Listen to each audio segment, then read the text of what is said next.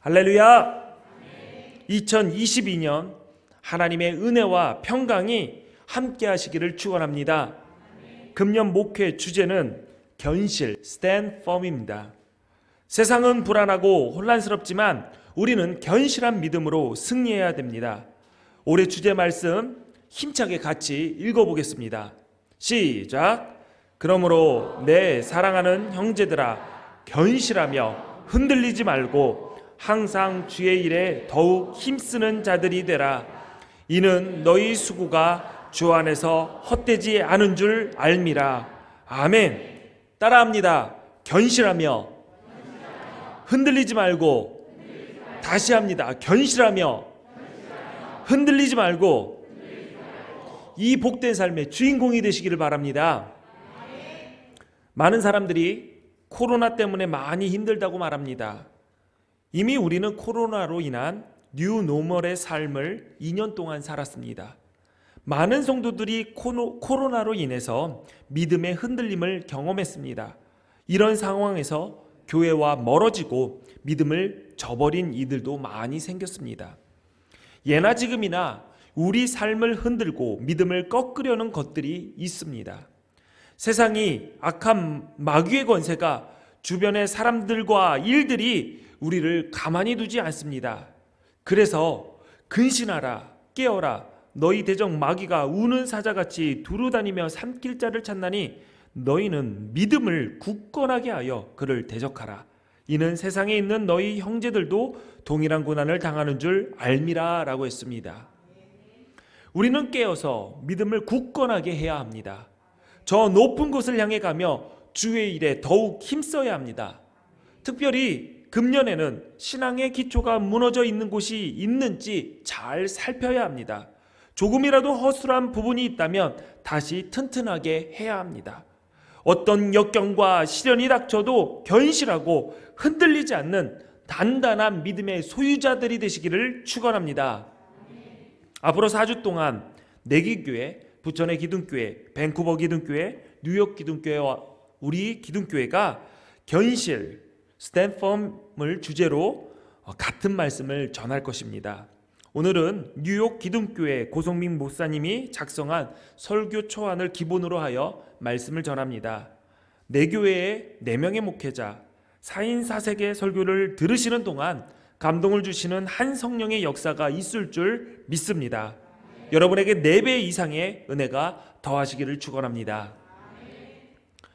우리 기둥교회는 2010년 설립된 이래로 3번째 예배당을 사용하고 있습니다.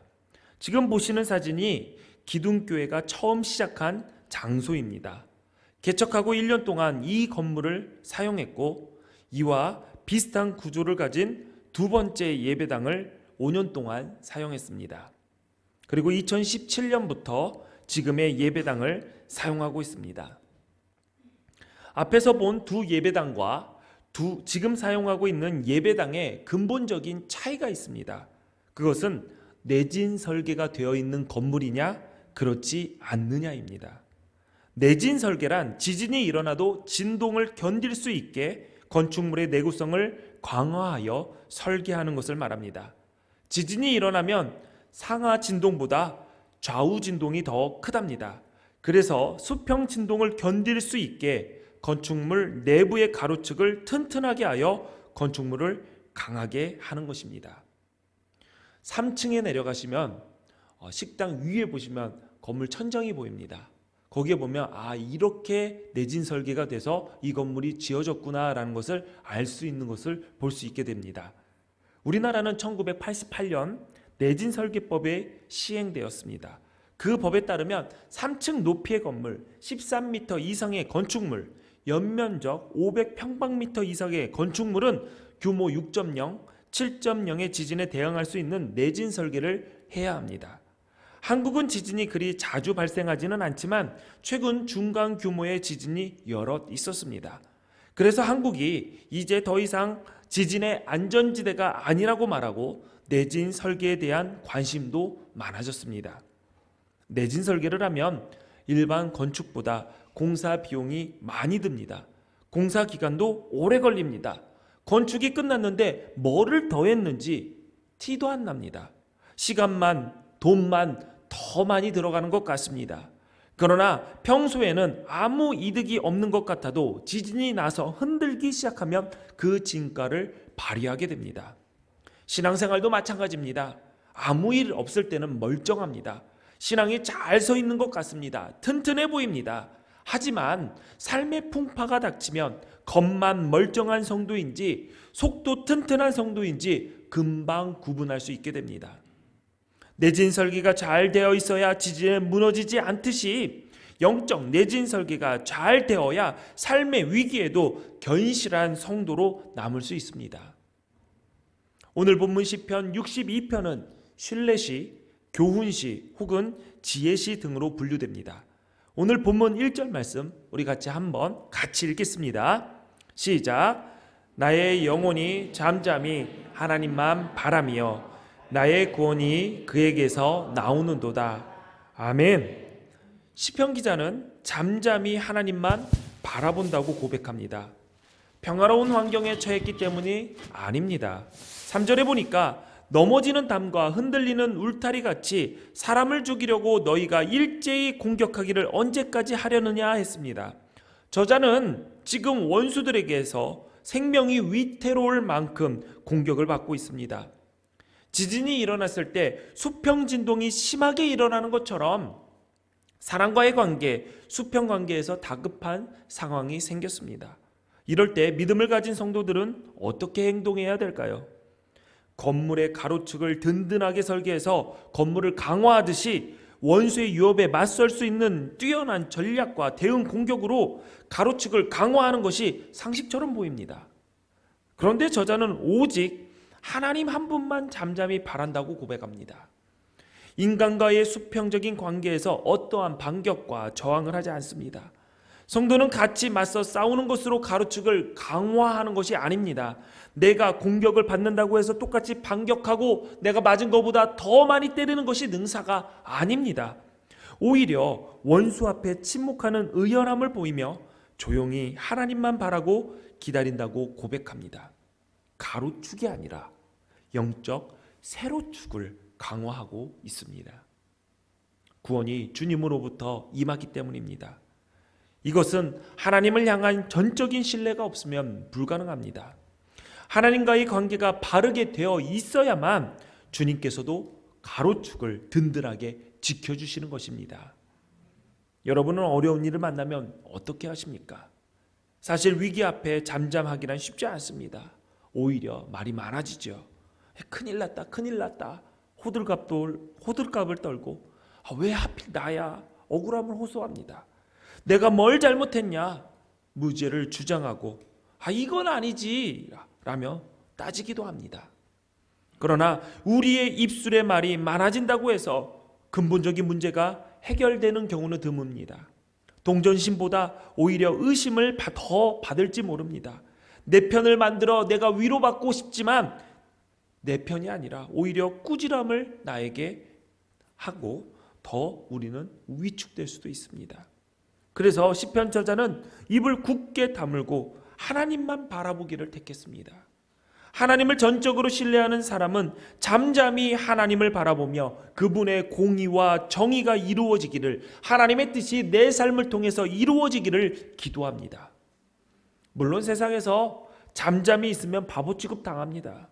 하지만 하나님을 믿고 의지하면, 구원이 하나님으로부터 임하는 것을 알면 우리는 잠잠히 하나님을 기다릴 수 있습니다. 조용히 하나님만 바라고 기다릴 줄 알아야 됩니다. 이것이 내진 설계가 잘된 성도의 모습입니다. 우리는 고난과 역경 앞에 내 목소리가 큰지, 하나님이 말씀하시도록 내 목소리를 줄이는지 한번 생각해 봐야 됩니다. 악인의 형통을 지켜본 시편 저자의 태도를 보세요. 시편 39편에 보니까 내가 말하기를 나의 행위를 조심하여 내 혀로 범죄하지 아니하리니 악인이 내 앞에 있을 때에 내가 내 입에 재갈을 먹이리라 하였도다. 내가 잠잠하여 선한 말도 하지 아니하니. 나를 괴롭게 하는 악인, 말씀대로 살지 않았음에도 형통하는 악인이 지금 내 눈앞에 있습니다. 그런데 시편 기자는 입에 재갈을 먹이고 잠잠했습니다. 심지어 선한 말도 하지 않았습니다. 자신의 입은 굳게 닫고 이 문제에 대한 하나님의 음성을 듣겠다라는 결단입니다. 사람은 공정하지 못하고 평정심을 지키기도 어렵습니다. 그래서 스스로 문제를 해결하려다가 오히려 상황을 악화시킬 때가 많습니다. 자신의 혈기와 감정으로 일을 그르치기보다 하나님의 판단과 공의에 맡겨야 됩니다. 물론 이것은 쉽지 않습니다. 어렵습니다. 그래서 바울처럼 내가 그리스도와 함께 십자가에 못 박혔나니 나는 날마다 죽노라, 이렇게 할 때야 가능한 것입니다. 그러므로 내 자아, 내 지식, 내 경험, 내 판단, 내 의지, 내 고집은 십자가에 못 박아야 됩니다. 그리고 그런즉 이제는 내가 사는 것이 아니요 오직 내 안에 그리스도께서 사시는 것이라, 이렇게 고백해야 됩니다. 그럴 때에 하나님의 뜻이 우리의 삶을 통해 실현될 것입니다.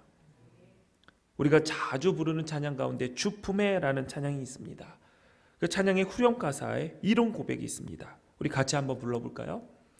거친 파도 날 향해 와도 주와 함께 날아오르리. 폭풍 가운데 나의 영혼 잠잠하게 주를 보리라. 아멘. 삶의 폭풍을 만났을 때 잠잠하려면 폭풍을 바라봐서는 안 됩니다. 폭풍을 보면 두려움부터 옵니다.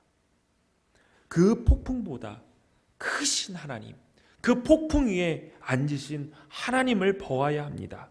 시편 29편 10절에도 여호와께서 홍수 때에 좌정하셨으며 여호와께서 영원하도록 왕으로 좌정하시도다라고 했습니다. 홍수 위에 좌정하신 만물의 창조주 하나님을 바라봐야 합니다. 그분만을 신뢰할 때 우리는 이렇게 고백할 수 있게 됩니다. 하나님은 우리의 피난처시요 힘이시니 환난 중에 만날 큰 도움이시라. 그러므로 땅이 변하든지 산이 흔들려 바다 가운데 빠지든지 바닷물이 솟아나고 뒤놀든지 그것이 넘침으로 산이 흔들릴지라도 우리는 두려워하지 아니하리로다. 아멘. 산이 흔들릴지라도 우리의 믿음은 흔들리지 않습니다. 두려워하지 않는 견실한 성도가 되어야 합니다. 영적인 내진 설계가 잘된 튼튼한 신앙을 소유해야 합니다. 본문 2절 우리 함께 다시 읽겠습니다. 시작.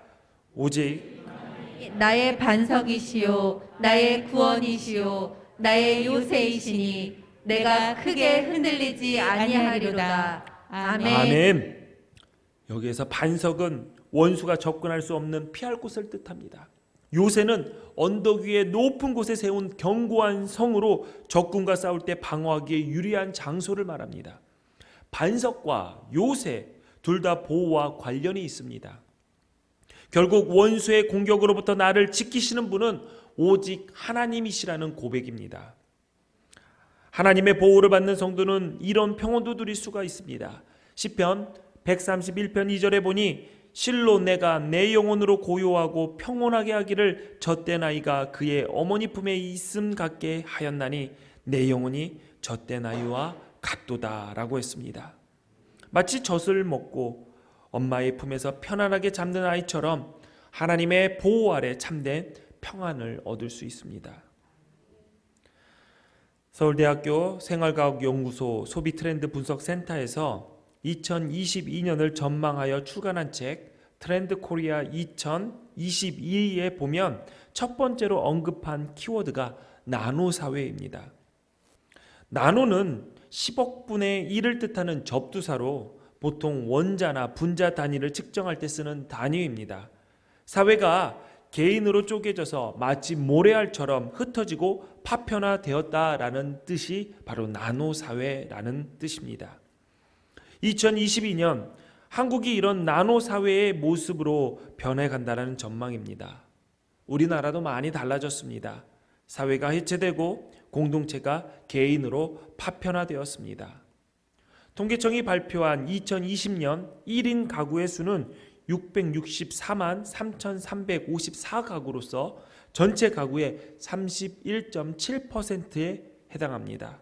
세 집 중에 한 집은 혼자 사는 집인 셈입니다. 당연히 가족, 교회 공동체, 지역사회 등 함께하는 공동체 의식이 많이 옅어질 수밖에 없습니다. 코로나 이후로 많이 사라진 것 중에 하나가 바로 함께 식사하는 풍경입니다. 혼밥, 너무 이제 익숙한 단어가 되었죠. 혼자 먹는 밥, 밀키트, 그리고 배달 등으로 식사를 누군가와 함께하는 것이 아니라 나 혼자 해결하는 경우가 굉장히 많아졌습니다. 회사의 회식도, 교회의 친교도, 가족 모임도 줄었습니다. 여러분은 이런 현상이 아쉬운가요? 좋으신가요? 놀랍게도 설문조사에 응한 사람의 48.1%가 함께 식사하는 자리가 사라져서 좋다라고 했습니다. 특히 30대는 51.8%, 절반 이상이 함께 식사하는 일들이 없어져서 좋다라고 대답을 했습니다. 그냥 우리가 생각할 때 함께 식사하는 것 하면 회사의 회식 생각을 하시겠지만 이 대답의 대부분은 가족 간의 식사 또한 포함되었다라는 것이죠. 야, 명절이니까 코로나 때문에 오지 말아라. 어머니 코로나 때문에 못 가요. 용돈 드릴게요. 명절 때도 그런 경우도 있고요. 기성세대는 회식하는 재미로 회사를 다니고 함께 밥 먹는 기쁨으로 모였을지 모릅니다.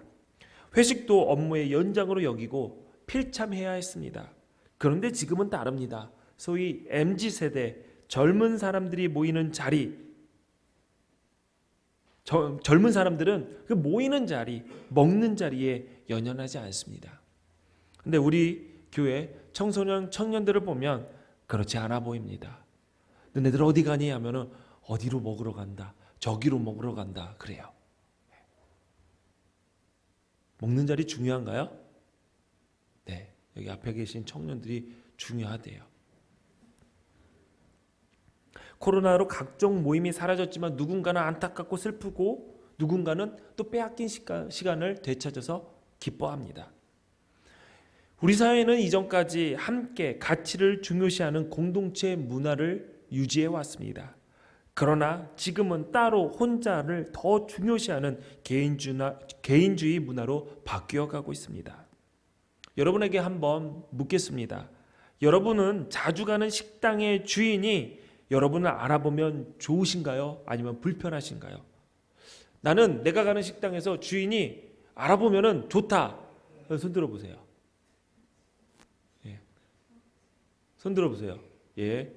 손 들어 이게 뭐예요 이게? 예. 아니다. 나 알아보면 불편하다. 네.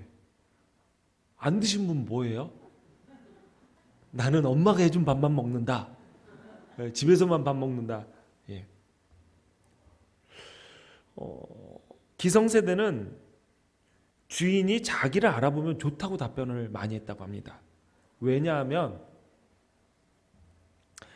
여기 우리 청년들도 알아봐서 좋다고 이렇게 드는 분도 있어요. 많다라는 거지 이거를 알아봐서 좋다라고 해서 내가 기성세대다라는 것은 아닙니다. 저도 알아봐 주면 좋아합니다. 왜냐하면 대접받는 기분이 나고요. 서비스도 갖다 줘요. 목사님 오셨어요 하고 콜라라도 갖다 줘요. 예, 여기 무슨 가스 클럽 같은 데 가면은 제가 모자를 뒤집어 쓰고 가도 사장님이 알아봐요. 기둥교회 목사님 오셨다고 하면서 콜라가 와요. 우리 교회 나오셨으면 좋겠어요. 교회 안 다니시는데. 예. 그리고 여기 앞에 마라탕집 가면은 항상 또 맛있는 건 아니죠? 뭐죠? 예, 음료수도 이렇게 항상 갖다 줘요.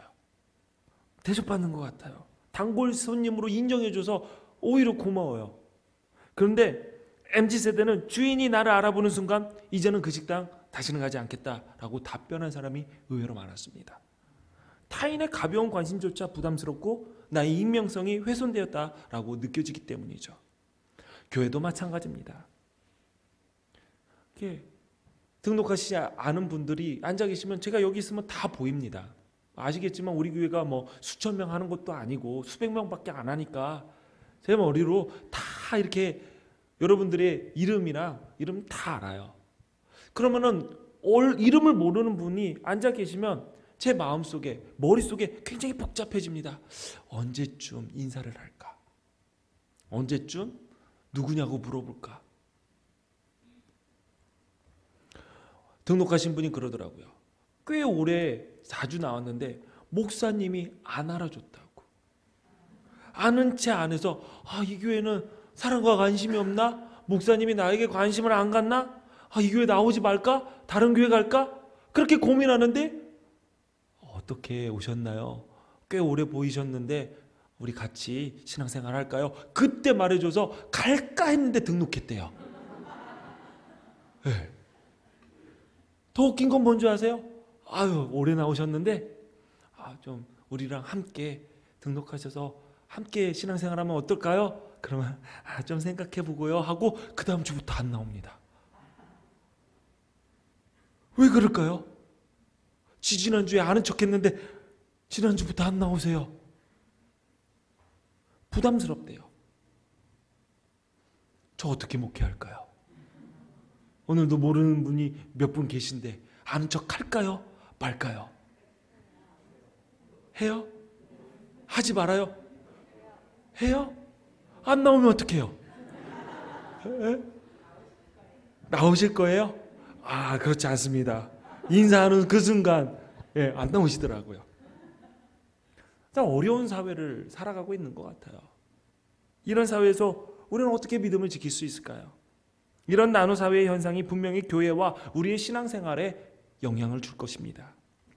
교회가 중요하게 여겼던 가치들은 점점 더 지키기 어려워질 것입니다. 예전처럼 신앙생활하기도 기대하기 어렵습니다.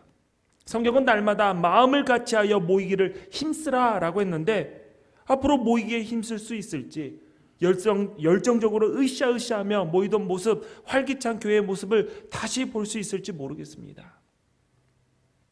예전에는 자리가 모자르니까 옆으로 조금 앞으로 나오세요. 옆에 조금 붙어서 앉아주세요. 라고 얘기를 했는데 이제는 붙어서 앉지 말아주세요. 여기 다 찼으니 내려가세요. 송구영신 예배 때도 참 곤란했습니다. 안내하시는 분들이 목사님 인원이 찼습니다. 어떻게 할까요? 지금부터 오시는 분들 밑으로 내려가라고 할까요? 제가 뭐라고 했을까요? 그냥 하고 아무 말도 안 하고 들어왔습니다. 네. 제가 방역수칙 지키지 말아라 뭐라고 안 했어요. 그냥 알아서들 그냥 지키면서 널리 멀찌감치 떨어져서 앉으셔서 예배한 겁니다. 대규모 집회, 예전에는 체육관 빌려서 체육관에 우리 교단이 이렇게 많이 모였다 자랑하곤 했습니다. 공동 식사,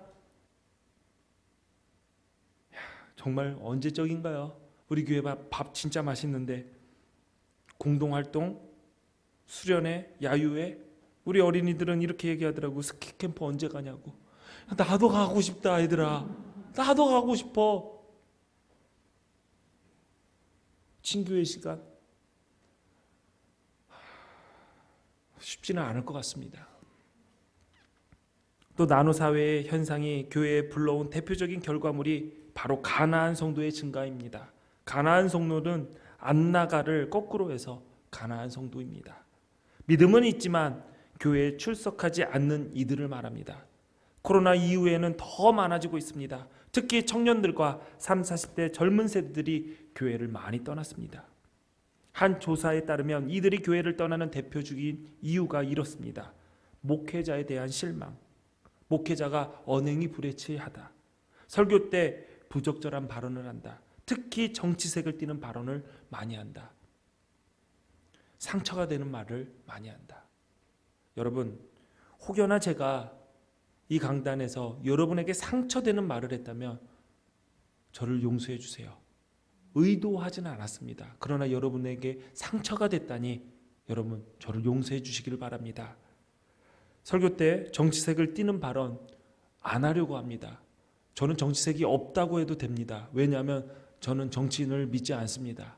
정치인이 비전이 있다라고 하지만 사실 그들의 비전은 표호입니다.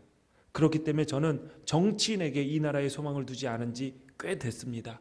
이 나라의 소망은 우리 주 예수 그리스도라는 그 믿음을 붙잡고 살기로 저는 결단을 했습니다. 여러분들도 그러시기를 바랍니다. 정치인이 이 땅을 바꾸는 것이 아닙니다. 누가 되고 이 씨가 되고 윤 씨가 되고 안 씨가 되고 그 사람들 누가 돼도 이 나라를 통치하시고 이 나라를 이끄시는 분은 오직 예수 그리스도 한 분이라는 사실을 믿으시기를 바랍니다. 또 공동체적인 요인이 있습니다. 일원이 되기에는 너무 높은 장벽이 있다. 또 반대 이야기도 있습니다. 일원이 되기 위해서 의무들을 일원이 되고 싶지만 의무를 하고 싶지 않다. 이미 코로나로 경험하게 된 편안한 신앙생활에서 벗어나지 못하고 스스로 가난한 성도가 된 자들도 있습니다. 성도들의 영적인 내진 설계에 실패한 교회와 리더들의 책임이 막중한 것이죠. 이제 우리 어떻게 해야 될까요? 계속 교회가 추락하도록 쇠퇴하도록 두어야 할까요? 많은 사람들이 교회의 미래가 절망적이다라고 말하지만 그럼에도 우리는 소망이신 주를 붙잡고 이 교회의 희망을 찾아야 되지 않겠습니까? 인간은 사회적인 동물이기 때문에 누군가와 연결되고자 하는 욕구를 늘 가지고 있습니다. 나노사회, 개인주의라고 하지만 그들도 내가 필요하고 내가 원하는 곳과는 연결되어 있습니다. 다만 이제는 불특정 다수와 공동체를 이루는 방식에서 개인의 취향이 맞는 이들과 연결하는 방식으로 바뀌어야 할 때가 되었음을 알아야 합니다. 교회는 이제 대규모 집회와 교육 시스템에서 성향과 가치관, 은사 등에 따라서 세밀한 개인 소그룹 맞춤형으로 양육체제를 전환해야 될 때가 되었습니다. 한 자리에 많이 모였다, 우리 이만큼 모여서 예배드린다 라고 자랑하는 시대는 이제 지났습니다.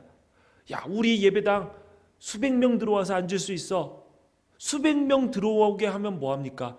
아무리 넓어도 299명이 최대한인데.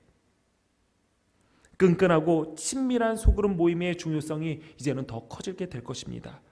그래서 하나님의 말씀으로 묶인 속회가 중요합니다.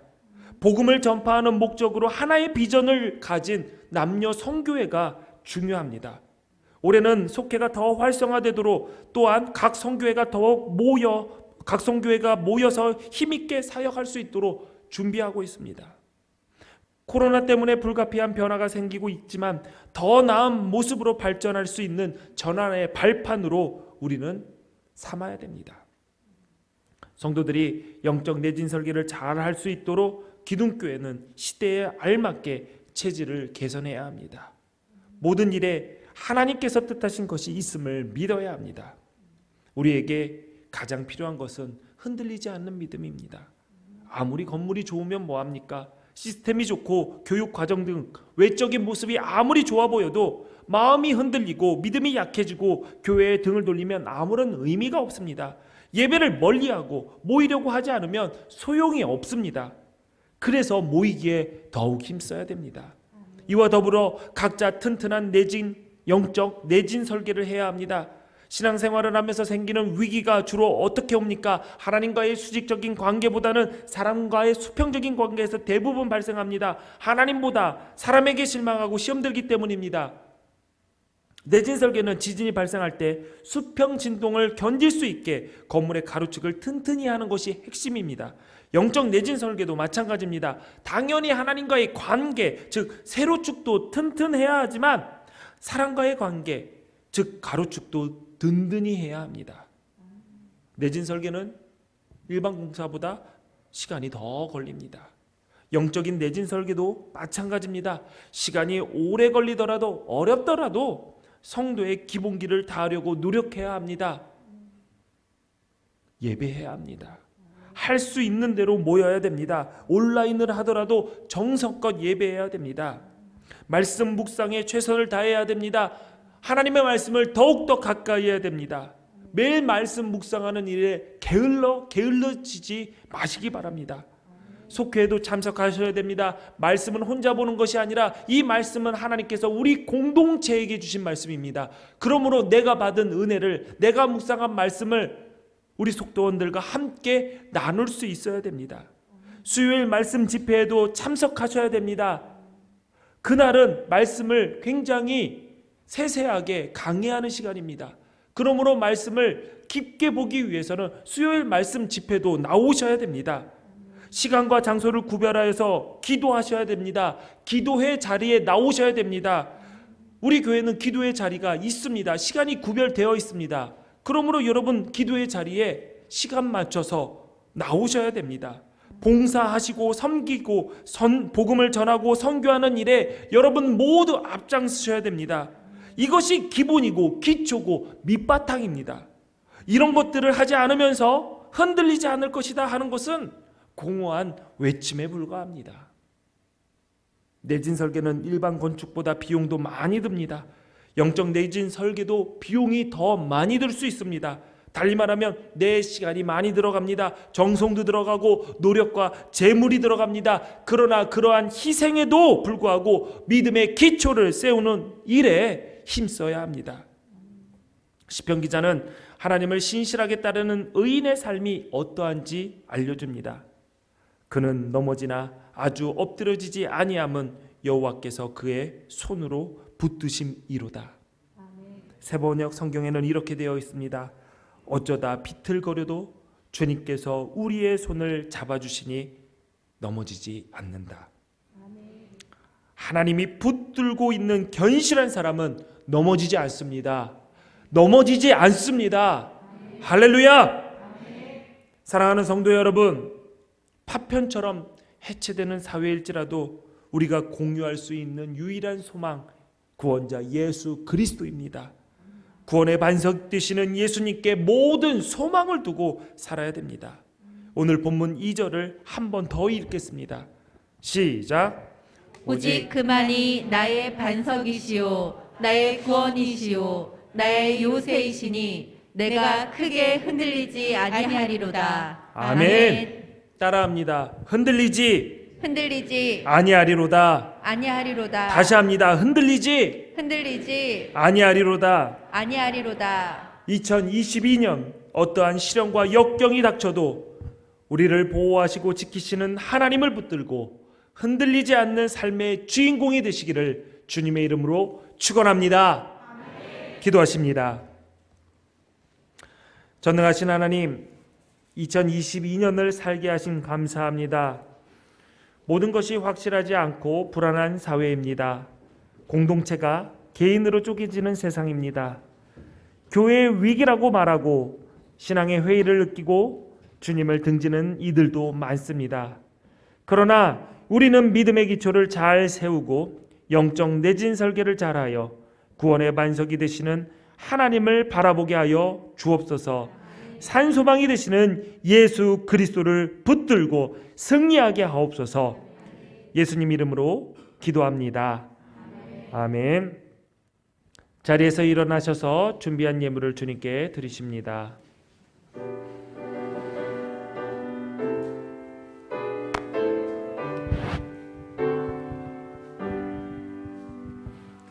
모든 것이 주께로부터 왔으니 이 예물을 주께 드리나이다.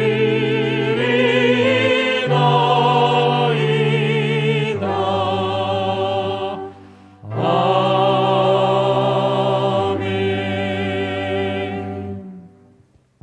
드려진 예물 위해서 기도하겠습니다.